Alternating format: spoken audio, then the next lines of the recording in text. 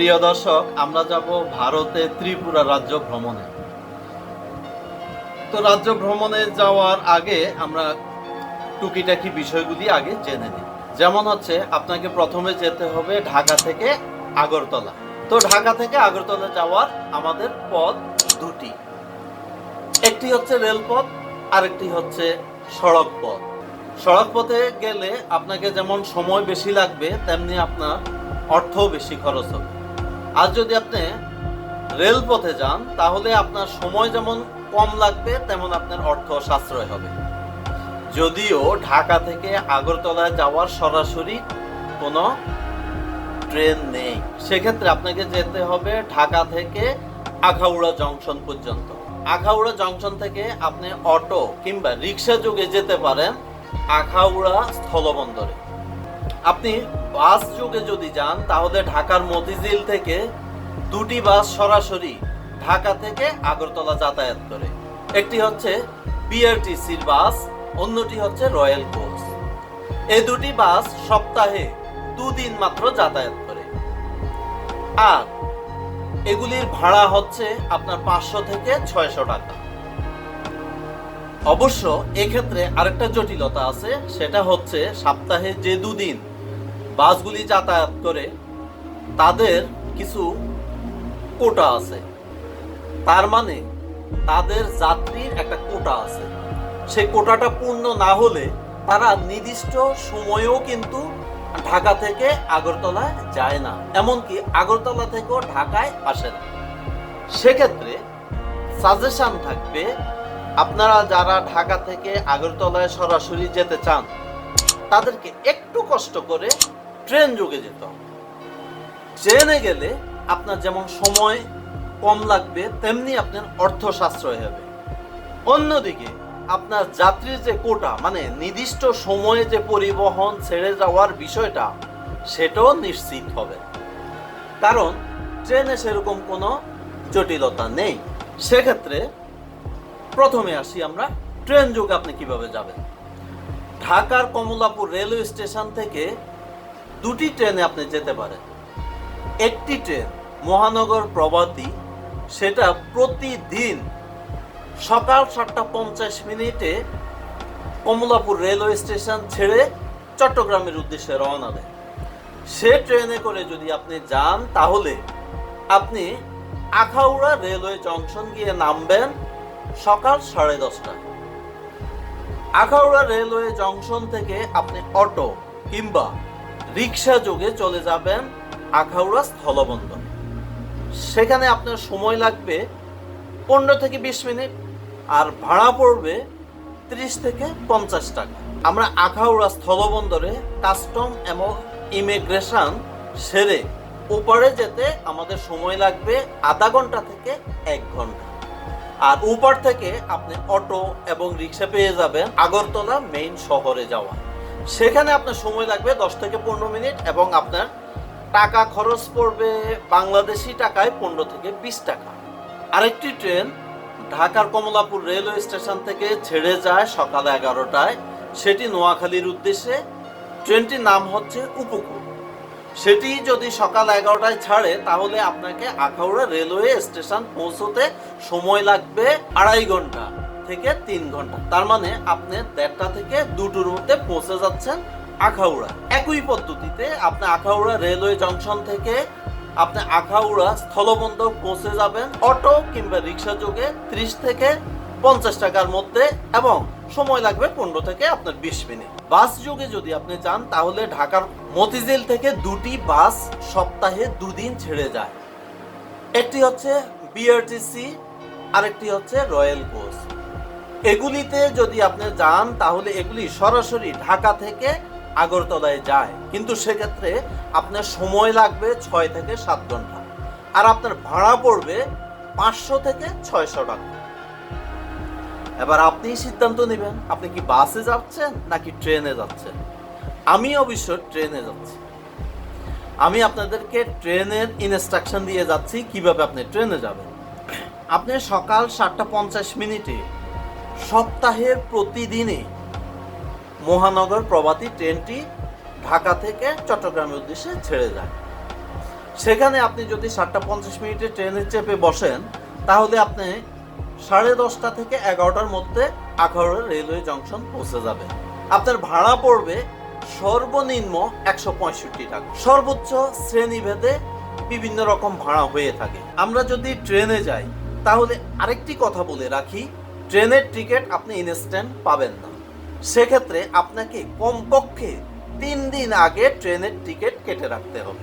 3 দিন আগে যদি আপনি ট্রেনের টিকিট কেটে না রাখেন, সেক্ষেত্রে ট্রেনের টিকিট আপনি পাবেন। একই সিস্টেম, একই পন্থা আপনাকে অনুসরণ করতে হবে সকাল 11টায় ছেড়ে যাওয়া উপকূল ট্রেনের ক্ষেত্রে। আমাদের যাদের হাতে সময় একদম কম এবং আমরা যারা অর্থ সাশ্রয় করতে চাই, তারা ইচ্ছে করলে একদিনে মাত্র 1000 টাকা খরচ করে আমরা আগরতলা ভ্রমণ করে আসতে পারি। সেটি কিভাবে? ওই যে আপনি সকাল 7টার ট্রেনে যদি রওনা দেন, তাহলে আপনি সকাল 11টা থেকে 12টার মধ্যে আপনি আগরতলা পৌঁছে যাবেন। ধরুন আমরা 12টার মধ্যে আগরতলা পৌঁছে গেলাম, তো 12টা থেকে আপনি সর্বোচ্চ 4টা পর্যন্ত আগরতলা শহরে বিভিন্ন জায়গাগুলি, দর্শনীয় স্থানগুলি আপনি ঘুরে আসতে পারেন। 4টার মধ্যে আপনি ভ্রমণ শেষ করে আপনি যদি 4:30টার মধ্যে কাস্টম ইমিগ্রেশনে এসে পৌঁছান, কাস্টম ইমিগ্রেশন সেরে আপনাকে এই পারে আসতে সময় লাগবে অবশ্যই আপনি 4টার মধ্যে গেলে সবচেয়ে ভালো। কেননা কাস্টম ইমিগ্রেশনে অনেক সময় লেট হয়, সেটা আধা ঘন্টা থেকে আপনাকে 1 ঘন্টা সময় লাগতে পারে। তো সেক্ষেত্রে আপনি যদি 4:30টার মধ্যে কাস্টমসে গিয়ে পৌঁছান, কাস্টমের কাজ যদি শুরু হয়ে যায়, তাহলে শেষ না হওয়া পর্যন্ত আপনাকে রিলিজ দেবে। কাস্টম ইমিগ্রেশন সেরে 6টার মধ্যে যদি আপনি আখাউড়া রেলওয়ে জংশন এসে পৌঁছান, তাহলে সন্ধ্যা 6টা থেকে রাত 10টা পর্যন্ত কয়েকটি ট্রেন আপনি পেয়ে যাবেন ঢাকায় আসা। আর যদি আপনি ট্রেন না পান, তাহলে আপনাকে একটু কষ্ট করে আখাউড়া থেকে যদি আপনি ব্রাহ্মণবাড়িয়া চলে আসেন সড়ক পথে, সেটা সিএনজি অথবা অটোরিকশা মাধ্যমে আপনি আসতে পারেন। আপনি ব্রাহ্মণবাড়িয়া থেকে অনেকগুলি বাস পেয়ে যাবেন ঢাকায় আসা। ওই যে সময় একটু বেশি লাগবে এবং টাকা একটু বেশি গুনতে হবে, সেখানে আপনার ভাড়া পড়বে 250 থেকে 300 টাকা। আপনি ব্রাহ্মণবাড়িয়া থেকে বাস যোগে যদি ঢাকায় আসেন, 250 থেকে 300 টাকার মধ্যে ভালো পরিবহন পেয়ে যাবেন। সময় একটু বেশি লাগবে, এই 5 থেকে 6 ঘন্টা সময় লাগবে। আপনারা যারা একদিনে ত্রিপুরা ভ্রমণ করতে চান, তাদেরকে সাজেশন করব, ওই যে আপনি ট্রেনে যাবেন এবং ট্রেনে আসবেন, সেক্ষেত্রে আপনার সর্বোচ্চ খরচ পড়বে 1000 টাকা এবং একদিনে আপনি ফেরত আসতে পারেন। আর যদি আপনি মনে করেন যে না, ত্রিপুরার দর্শনীয় স্থানগুলি আপনি ঘুরে ফিরে দেখবেন, তাহলে অন্তত 4 দিন সময় হাতে নিয়ে আপনাকে ত্রিপুরা যেতে হবে। 4 দিন সময় নিয়ে যদি আপনি যান, তাহলে মোটামুটি দর্শনীয় স্থানগুলি আপনি ঘুরে আসতে পারেন। সেক্ষেত্রে আপনার খরচ পড়বে সর্বোচ্চ 6 থেকে 10,000 টাকা। যারা একদিনে 1000 টাকায় আগরতলা ভ্রমণ করতে চান, তারা শুধু একদিনে 1000 টাকায় ভ্রমণ করতে পারবেন পাসপোর্ট, ভিসা এবং ট্রাভেল ট্যাক্স বাদে। আর যারা 4 দিন কিংবা তার বেশি সময় নিয়ে ত্রিপুরা রাজ্য ভ্রমণ করতে চান, তারা ইচ্ছে করলে আগরতলা শহরে ভালো ভালো কয়েকটি হোটেল, যেগুলিতে আপনি খুব কম টাকায় এবং ভালো মানের হোটেলে থাকতে চান, সেইখানে আপনাকে কয়েকটি হোটেলের নাম সাজেস্ট করব। সেই হোটেলগুলির নাম এবং হোটেলের ঠিকানা, হোটেলের ফোন নাম্বার আমাদের ডেসক্রিপশন বক্সে দেয়া থাকবে। আপনি সেখান থেকে দেখে খুব সহজেই আপনি যেতে পারবেন। তাহলে দর্শক, চলুন আমরা বেরিয়ে পড়ি ট্রেনে করে ত্রিপুরা ভ্রমণে।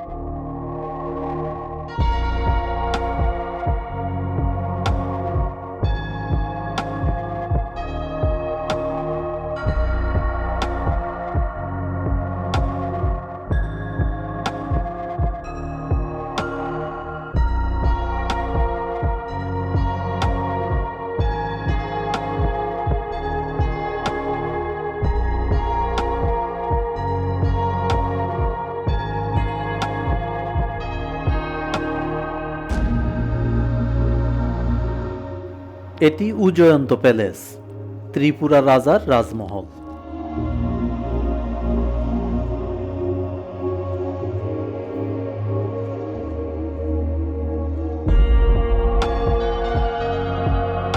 প্রিয় দর্শক, আমরা আছি এখন ত্রিপুরা রাজ্যের রাজধানী আগরতলায়।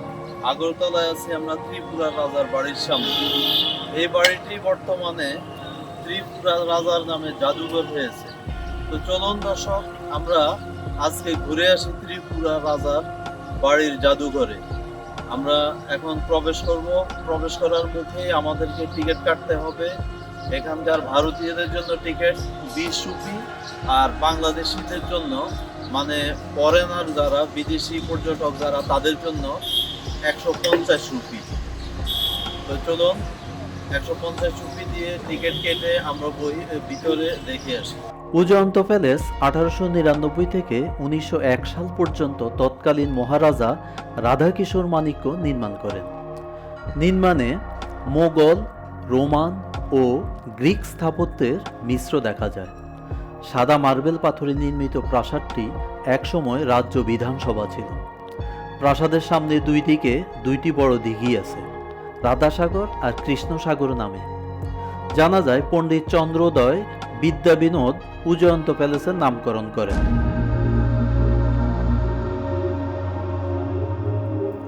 এটি নির্মাণ করেন ইংল্যান্ডের মার্টিন অ্যান্ড বার্ন কোম্পানি। 2012 সালে ত্রিপুরা স্টেট মিউজিয়াম উজয়ন্ত প্যালেসে স্থানান্তরিত হয়। প্রাসাদের নিচ ও দ্বিতীয় তলা পরিণত করা হয়েছে রাজ্য জাদুঘরে।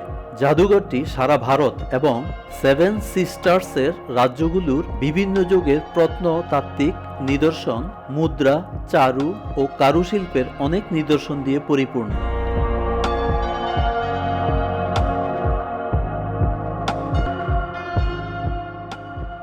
জাদুঘরের গ্যালারিতে সাজানো রয়েছে বিভিন্ন স্থানে পাওয়া অনেক প্রস্তর যুগের মূর্তি, পোড়ামাটি ও ব্রোঞ্জ নির্মিত মূর্তি। দীর্ঘ সময় ত্রিপুরা শাসন করা মাণিক্য রাজবংশের রাজাদের চিত্র ও ইতিহাস সম্পর্কে বেশ ধারণা পাওয়া যাবে এই মিউজিয়াম ঘুরে। গ্যালারিতে প্রত্নতাত্ত্বিক, উপজাতীয় সংস্কৃতি, বিভিন্ন যুগের ভারত সংস্কৃতি তুলে ধরা হয়েছে। বাংলাদেশের মুক্তিযুদ্ধ গ্যালারিতে সাজানো আছে মুক্তিযুদ্ধকালীন সময়ে বাংলাদেশের বিভিন্ন ছবি। 1971 সালে মুক্তিযোদ্ধাদের প্রশিক্ষণের বিভিন্ন ছবি। এছাড়াও এই গ্যালারিতে রয়েছে মুক্তিযুদ্ধের সময় ঢাকা ও চট্টগ্রাম থেকে প্রকাশিত দৈনিক পত্রিকা। দৈনিক বাংলা, আজাদ, সংবাদ সহ সে সময়ের পত্রিকাগুলো সাজানো আছে। বঙ্গবন্ধুর 7ই মার্চের ভাষণের প্রতিকৃতি সাজানো রয়েছে গ্যালারিতে।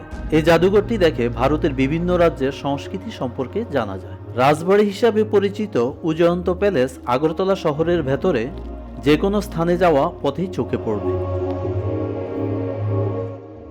প্রিয় দর্শক, আমরা আছি ত্রিপুরা রাজার বাড়ির সামনে। আপনাদেরকে এখন বহিরাঙ্গন ঘুরিয়ে দেখিয়ে আনবো। ভিতরে আছে জাদুঘর, কিন্তু জাদুঘরের ভিতর ক্যামেরা নিয়ে প্রবেশ নিষেধ। সেখানে ছবি তোলা এবং ভিডিও করা সম্পূর্ণভাবে নিষিদ্ধ। তাই আমরা ভিতরের অংশ দেখাতে পারবো না, বাইরের অংশই আপনাদেরকে ঘুরে ফিরে দেখিয়ে আনবো। তো চলুন দর্শক, আমরা দেখে আসি রাজা ত্রিপুরার বাড়ির বহিরাংশ।